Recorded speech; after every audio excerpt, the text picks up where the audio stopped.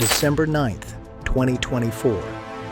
Google publishes a blog post. No live event. No countdown clock. Just a blog post with a title that reads like the opening line of a science fiction novel. Now, the latest development from Google that it describes as a state-of-the-art quantum computer chip. Google's Willow chip is touted as not just another technology breakthrough, but an evolution in the way we solve some of the world's toughest challenges. They're pulling answers from different universes simultaneously. Meet Willow, our state-of-the-art quantum chip. And buried inside that post, between the technical diagrams and the performance benchmarks, the founder of Google's quantum AI division, a physicist named Hartmut Neven, writes one sentence that detonates across the scientific world like a bomb dropped from orbit. He writes, "It lends credence to the notion that quantum computation occurs in many parallel universes, in line with the idea that we live in a multiverse." Not a philosopher, not a fringe theorist, not a YouTuber with a green screen and a conspiracy board. The head of quantum computing at one of the most powerful technology companies on Earth, publishing on an official corporate blog, suggesting that a machine his team just built may have accessed parallel universes to perform a calculation. And the calculation itself? 5 minutes. That's how long Willow took to solve a specific computational problem called random circuit sampling. The same problem, run on the fastest classical supercomputer currently in existence, would take 10 septillion years. Written out, that's 10 quintillion years. A number so large it doesn't just exceed the age of the universe. It exceeds every known timescale in physics. The universe is 13.8 billion years old. 10 septillion years is roughly 700 trillion times older than the universe itself. 5 minutes. Versus a number that makes the age of the cosmos look like a rounding error. And the question that has consumed physicists, philosophers, and the entire internet ever since is devastating in its simplicity. Where did the computation happen? Because here's the problem. A classical computer solves problems by moving through possibilities one at a time, or at most in parallel across thousands of processors. The time it takes is proportional to the number of steps. If a calculation would take a classical computer 10 septillion years, it's because the number of steps is astronomically large. Yet Willow, a chip the size of a coin with 105 qubits, completed the same task in less time than it takes to boil an egg. The computational work was done. The answer was correct, but there wasn't enough time, enough energy, enough physical space in this universe to do the work classically. So where was the work done? This is where David Deutsch enters the story. Deutsch is a physicist at the University of Oxford and one of the founding fathers of quantum computing theory.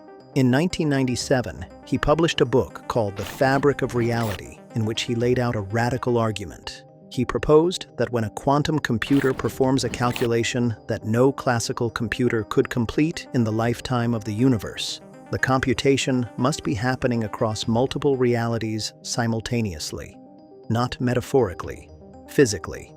The quantum computer, in Deutsch's framework, is reaching into parallel universes, versions of reality where the same qubits exist in different states and distributing the computational work across all of them. The answer that pops out in our universe is the combined result of calculations performed across an incomprehensibly vast number of parallel worlds. This is the many worlds interpretation of quantum mechanics, first proposed by physicist Hugh Everett in 1957, ignored for decades, slowly rehabilitated.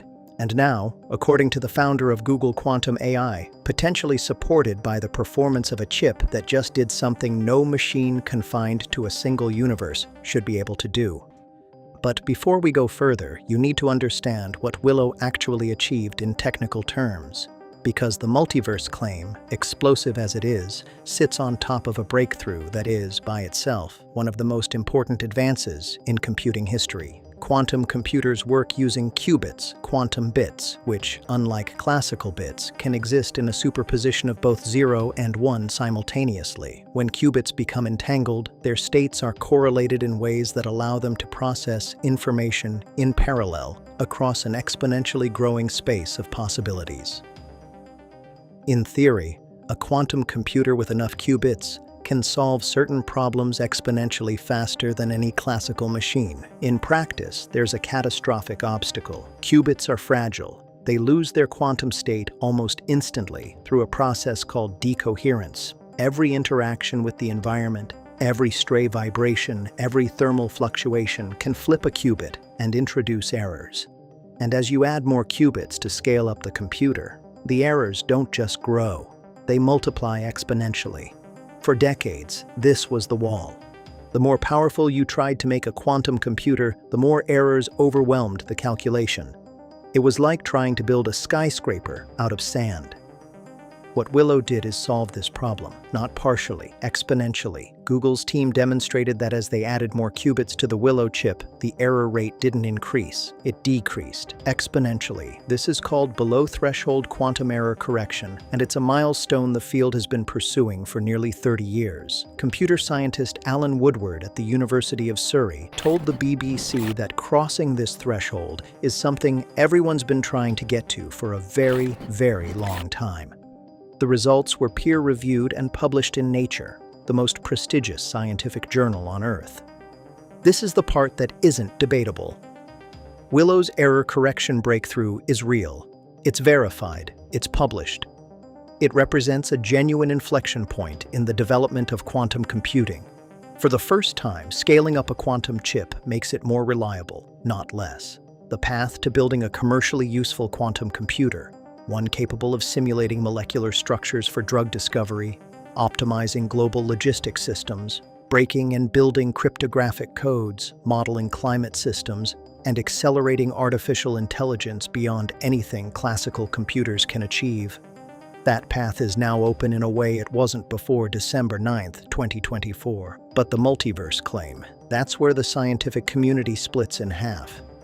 The skeptics are loud and credentialed. Multiple physicists have pointed out that the many worlds interpretation is just that, an interpretation. It's one of several competing frameworks for explaining the mathematics of quantum mechanics. The dominant alternative, the Copenhagen interpretation, holds that quantum particles exist in superposition but collapse into a single definite state upon measurement. No parallel universe is needed. The math works the same way under both interpretations. The predictions are identical. The difference is philosophical, not experimental. And the benchmark itself has drawn scrutiny. Woodward pointed out that random circuit sampling, the problem Willow solved, was specifically designed for quantum computers. Comparing its performance to a classical supercomputer on the same task is technically valid but potentially misleading. It's like timing a fish and a horse in a swimming race and concluding the fish has accessed another dimension because it won. The fish isn't supernatural, it's just in its element. Others have been blunter. TechHQ's analysis noted an ongoing tension in quantum computing between revolutionary technical achievements and measured scientific claims. The multiverse interpretation, they argued, risks overshadowing the innovation's more immediate and verifiable impacts. It also raises questions about the responsibility of major tech companies in communicating scientific advances to the public, especially when the nature of reality is under discussion. And several commentators observed that Google, once the undisputed titan of the internet, has been losing ground to OpenAI and other AI innovators. Big, bold claims are expected. Even by those standards, the article noted, claiming a product proves parallel universes is bold, to put it mildly. But here's the thing, the skeptics can explain the math, they can explain the benchmark, they can question the marketing. What they cannot do is explain where the computation happened, because the question remains. If Willow performed a calculation in 5 minutes that would take a classical computer 10 septillion years, and the chip itself contains only 105 qubits operating at temperatures colder than outer space, and the laws of physics in this universe do not permit the classical equivalent of that computation to be completed before the heat death of the cosmos, then either the computation is a kind of illusion, a quantum shortcut that produces the right answer without actually doing the equivalent classical work, or the work was done somewhere. The first option is the standard physics answer. Quantum computers don't brute force the same steps a classical computer would. They exploit interference and entanglement to navigate directly to the correct answer through a fundamentally different mathematical landscape. No parallel universe is needed. The speed-up is real, but it's a property of quantum mathematics, not of borrowed resources from other dimensions. The second option is Deutsch's answer and Nevin's. The computation was real, the work was distributed, and the only place with enough computational space to hold it is a vast, branching structure of parallel realities, where the same qubits exist in every possible configuration simultaneously. Neither answer has been proven, neither answer has been disproven, and that is exactly what makes this moment so extraordinary. Because for the first time in the history of physics, an actual machine, built by actual engineers, running in an actual laboratory, has produced a result so extreme that the explanation for how it works depends on which interpretation of reality you believe in. This isn't a thought experiment anymore. It's not Schrödinger's cat in a box. It's a chip, on a table, in a Google lab. And the question of whether it operated entirely within this universe or reached into others to borrow computational power is not a settled question.